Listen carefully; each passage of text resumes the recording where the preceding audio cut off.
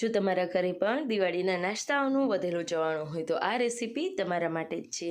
જેના માટે 1 ચમચા જેટલું તેલ ગરમ કરીશું. ત્યારબાદ તેમાં અડધી ચમચી કરતાં ઓછા રાઈ અને જીરું, તમાલપત્ર, બાદિયાન, તજ, સૂકું મરચું અને લસણ ઝીણું સમારીને ઉમેરી દઈશું. ત્યારબાદ 1 મરચું ઝીણું સમારીને અથવા તો તમે આદુ મરચાં અને લસણની પેસ્ટનો ઉપયોગ કરી શકો છો.